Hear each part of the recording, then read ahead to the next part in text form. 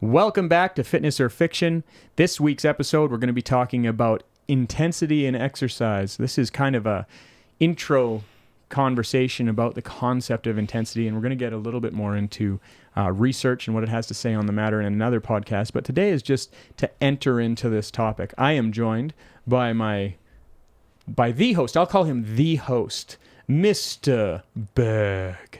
I thought you were going to be like handsome, insanely jacked. I'm not. I'm only 170. Well, I've already relegated myself to co-host just now. Is that because it's my house, though? I don't know. Should we do it at my house? Host? We could.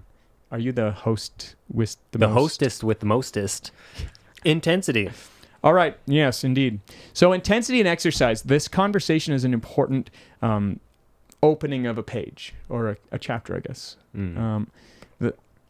When we look at exercise, the main pillars that we'll look at is, okay, what sort of work to rest ratio am I looking for? What sort of quality am I looking for? What sort of intensity am I looking for? When you have those things defined, you can actually accomplish a lot. But what I'm realizing is that intensity is a very misunderstood topic. Have you run into that as well? I would say a lot of people struggle with it. How? I have some stories, obviously, over 10 years of experience in the gym. Give me a story. Well, one intensity story. I love this person. I don't talk to her anymore. She's an old client, like 8 years ago. But she used to be in the gym, and she'd be on the seated row, and she'd be rowing 20 pounds. And she looked like she was an in-shape girl. Didn't look weak, didn't look out of shape, kind of standard. And I walked up to her, and I was like, I used to talk to her all the time, super friendly with everyone in the gym. I was like, what are you doing here? I was so confused. I'm like, what are you doing? And she's like, what? I'm working out. I'm like, it doesn't look like it. Like, what? She's like, what? I'm like, you're rowing 20 pounds. She's like, yeah, this is heavy. I'm like, that's not heavy, girl. Like, you are fooling yourself. And she's like, what are you talking about? And she was kind of like mildly offended, but mildly knew I was playing with her too. And then I ended up being like, you know what? Let's do a session. And she ended up getting training with me. And later on, this chick was like lunging down the gym with like 135 pounds on her back, and she was rowing like 120 for 10 rather than 20 for 10. And then like I was busting her, just being like, you were just here for the social game, like you were just here chatting up people, hanging out and working out, quote unquote, bunny ears. But to me, that was an error in intensity, I guess, or a misperception. Yeah, okay. So I see a lot of dancing with weights. And like the conversation on what is heavy is one of the main things I want to touch on here, which is, somebody says, oh, that's heavy. I've had clients that pick up a weight and they say, oh, that's heavy. And then they proceed to do it for 10 to 15 reps. Oh, I talk about this as well, yeah. I started one of my clients on a new strength program, and I told him that his perception of heavy is relative to him, but that doesn't mean that he actually truly knows like the concept of heavy, what it feels like. And I tell them sometimes coaches would use like bar speed for perception of what's heavy. And if someone like rips the weight off the floor in a deadlift, and then they look at you and they're like shocked eyes, like, oh my God, that's really heavy. And it's like, that thing flew. Like it flew off the floor. Yeah, so this concept on the actual idea of heavy is a really important one, because the less trained you are, the less you can rely on what you think heavy is, because heavy would be a subjective term that would be like, you could say, hey, Curtis is 100 pounds heavy, and I would say, no, that's not very heavy. Well, it depends what lift, what tempo, how many reps. Like there's all these things. So like 100 pounds, if you're asking me to do a single arm bicep curl, all of a sudden that's a really heavy load. But if you're asking me to do a deadlift, it's like, no, reps. That's weak.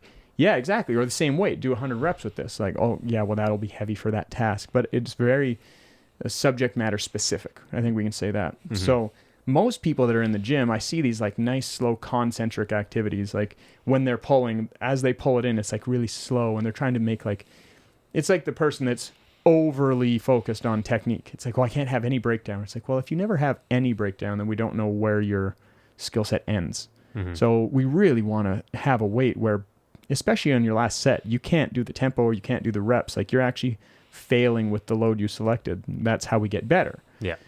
But this whole dancing with weights thing that we're talking about, it's like, oh yeah, well, this is heavy. It's like, you didn't hit a single effective rep that I saw, meaning your time in the gym is worth like every 10 minutes is maybe worth one, which sucks. So that's kind of one of the realms. The other realm that I see, we can talk about this one. I have people come to me often that say, oh yeah, I really work out intensely. I do spin, I do this, I do that. I'm like, okay, cool. So they're like, yeah, I never rest. I'm like, well, okay, your understanding of intensity is a little bit broken, because we can talk about sustaining a particular level of heart rate, and that's still working hard, and it's a measure of intensity. But if you're working really intensely, you have to stop. Like a true intensity, you get to the point where it's like, I can't stop. And the level of intensity is going to, the higher it is, the sooner you're going to have to stop and the longer you're going to have to rest. So when somebody tells me they're bored on their rest periods, my thing is like, well, you're actually not working hard enough then, because most of my workouts, by the time my rest period's done, I'm like, oh crap, it's done already. You hear like, that, Jimmy? Yeah. He's probably not watching. You talking trash to a client directly on the podcast? He knows I love him. I love you, Jimmy. Yeah, I don't know who he's talking to, Jimmy, but yeah, take it. I was training him yesterday. He's like, oh man, I'm really bored on these rests. Like, could we maybe supersets and mobility or something? Oh man. I would have been like, okay, an extra 10 pounds. Here we go. Anyways, go on. So yeah, do you see that? Do you see people believing that intensity is just a lack of rest? Is that something you've run into, or is that just me? Yeah, 100%. People think that, they also think sweat is intensity, which is, sweat is essentially just your body trying to cool itself down because it's hot. So like you can go into the sauna and stretch, and I'm going to sweat. I wouldn't say that's intense.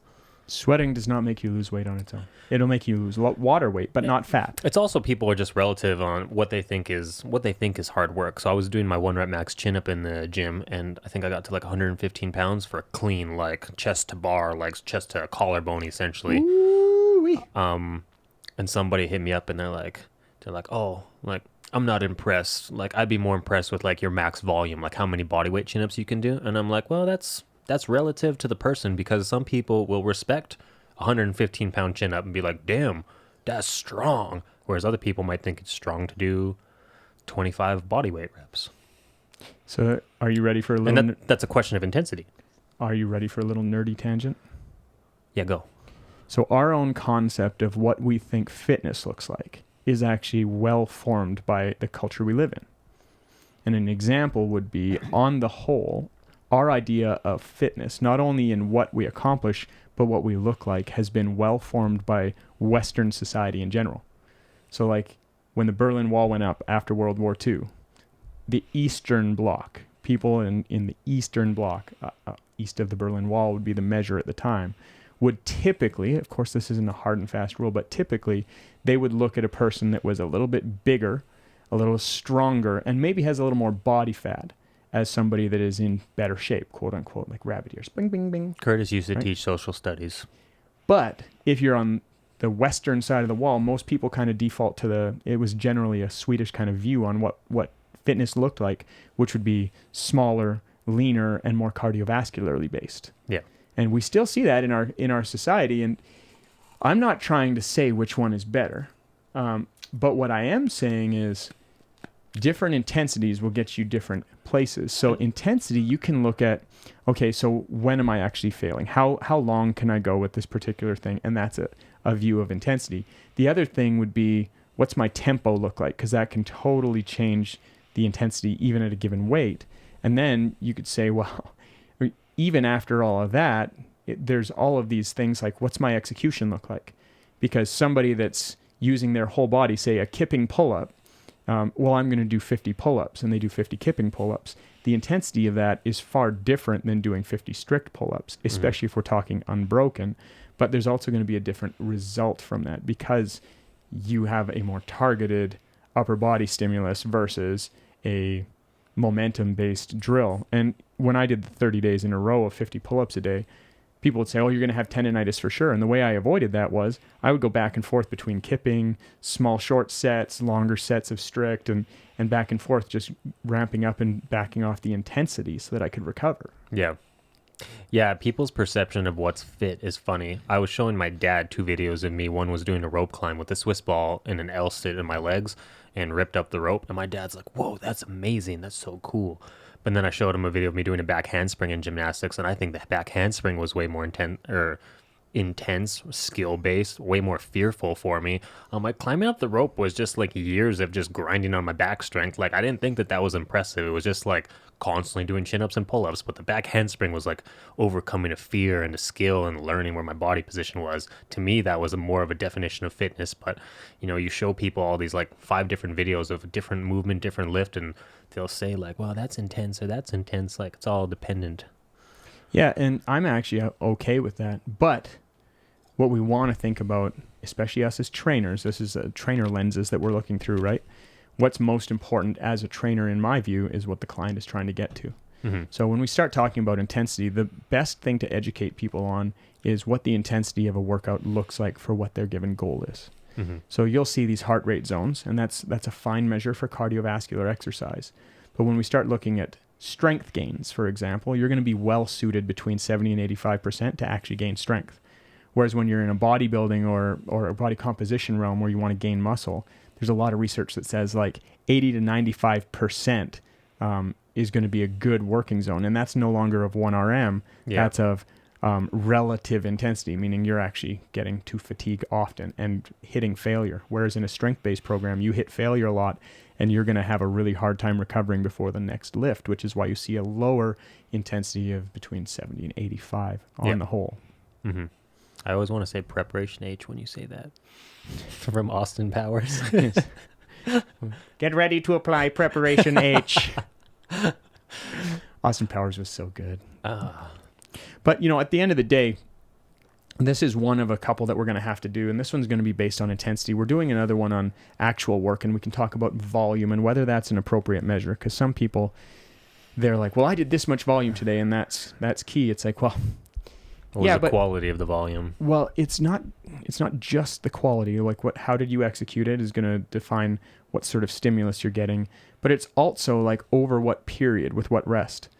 Because we had somebody at Sunridge once, me and Josh had finished a workout that we were really proud of with Henrik, and it was Olympic lifting, snatch day particularly. And it was like I did 12,000 kilos of volume today, and we were really proud of that. It was a huge workout. It was tough.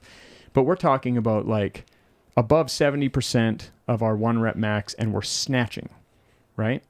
So the intensity is really high, and we've got longer rest periods, yeah.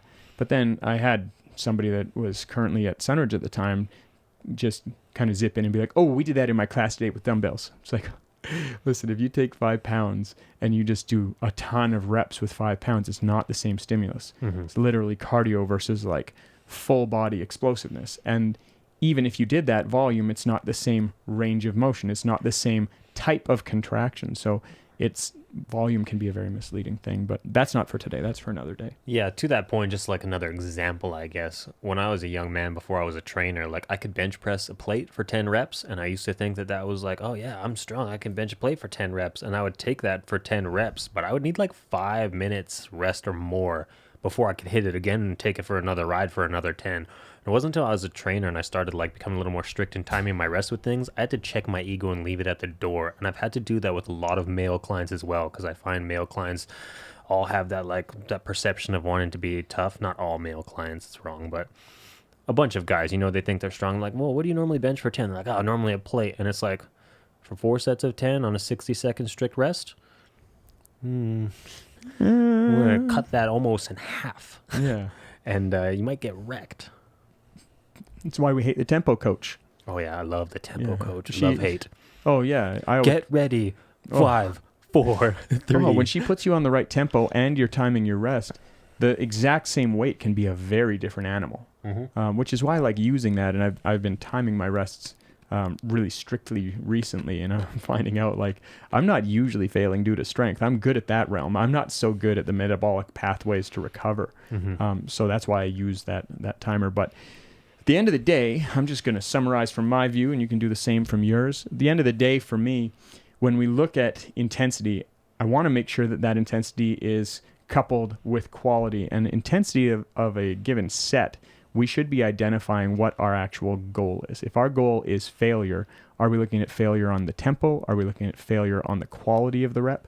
Because if you give me difference. really high intensity, but the actual quality of the rep is low, I'd still say that's not going to get you where you want to go, because you're not targeting the intensity to the right tissues to get the right stimulus.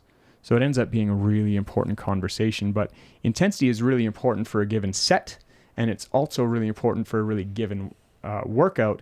And then the kind of extra piece there is, are you doing the right rest period? Because the intensity that you can hit during a set is really going to change based on the rest period. So you might be able to take a weight that your tissues aren't actually ready for on that protocol, and you're like, oh, I'm working really hard. It's like, yeah, but you're not putting all the effort in the right direction. So on your side, kind of where would you sum up intensity? Summary. Whatever makes you tired fastest. You're trying to hurt my feelings over here? No, I 100% agree with you. I'm not even going to add to it. What I want to talk about the next future episodes, when we talk about intensity, are we going to go like best intensity to build muscle, best intensity to get stronger, best intensity to lose weight? Are we looking for like three? Yeah, we're going to go over some meta-analyses. So like, are those three are applicable topics though? Build muscle, stronger, and lose weight? What are you thinking? Tell the people. I think we could do that. I would actually kind of break it down a little bit different. I'd kind of go body composition, strength changes, and then cardiovascular changes, because all three of those can be used to lose body fat. Body composition. Yeah, like muscle gain, strength gain, and then cardiovascular gain. Down. Is that fair? Down. What about skill? Skill work requires a different level of intensity, man. Skill work does.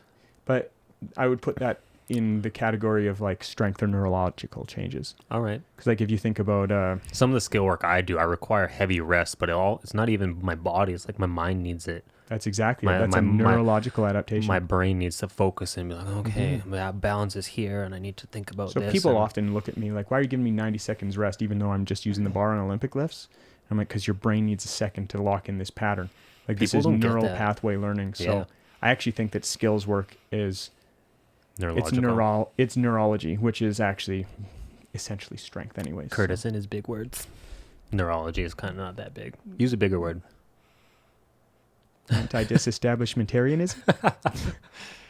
That's the longest word in the English language that actually means something. Well, I look forward to digging into the specifics of intensity down the road. We hope you guys enjoyed listening to this podcast.